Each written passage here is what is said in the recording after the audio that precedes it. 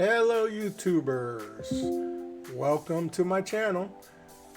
Be sure to like and subscribe, and I'll continue to make more content. This channel primarily is for the DIYer. I am no way a pro. Do what I do at your own risk. Always consult a professional.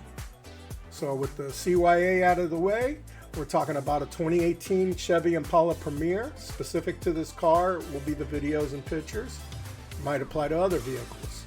You got an uneven cold air situation. Maybe the driver's side is cooler than the passenger side. We'll get into the specifics of the symptoms in a second.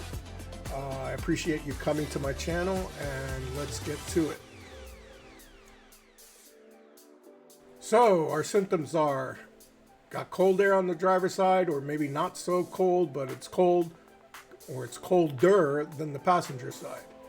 Typically, a lot of people say check your blend doors, reset the blend doors. I've done all that, hasn't made a difference. And since the reset procedure might be different on variations of the Impala, I'm not getting into that. I've already checked the blend doors, and that's not the issue. So I'm moving towards a low charge situation.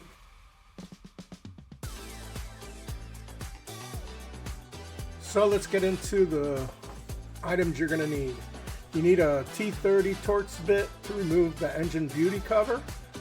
You need a flat screwdriver or 8mm socket to take the air intake hose off. Phillips screwdriver to get the top half of the air filter off. And a can of R1234YF refrigerant. Yes, new refrigerant time. With that, you're also going to need a quick charge hose that supports the R1234YF because the connectors are different. Alright, so we have our engine beauty cover. Let's start off by taking out or unscrewing the oil fill. You're going to notice at the top left there is a rubber grommet, but there is also a Torx bit that has to come out. It is a T30 Torx bit, and once you got it removed, pull from the left, it should pop right out, and pull from the right, give it a nice little pull, and the whole thing comes right out. Let's get the air intake off in order to get better access to it. You got to remove all these Phillips heads. You can also use a slot screwdriver and remove all these bolts, all these screws from around the air intake.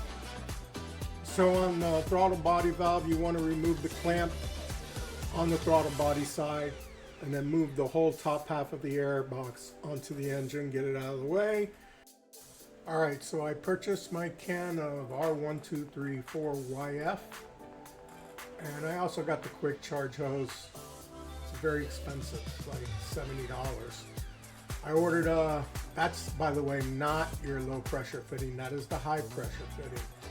They, in their infinite wisdom, the engineers at GMC decided to put the low pressure fitting underneath the air intake, and removing the top half of the air box and moving it out of the way just makes it easier to get to. So let's reach down and connect the low pressure hose to the fitting. Clicks on in the usual fashion, and let's put back the air box into position. No need to screw it in, but the car is going to need all those sensors to run properly while you charge the system. Alright, we're in the car. Start her up, and let's lower the temperature all the way down to the lowest setting, which is low. Then press your recirculate button and turn your fan up all the way. We're putting the max stress on this AC system, making sure that the compressor recirculates. Already got it charged up to 28. I started at 18, which is definitely low.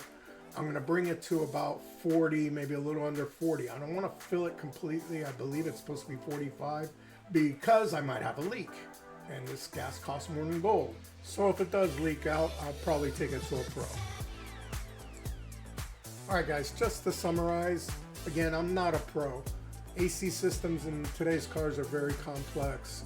So if it does leak out, you may want to have a pro look at it, other than possibly changing the Schrader valves. Thank you for watching this video, and please like and subscribe, and I'll provide more content.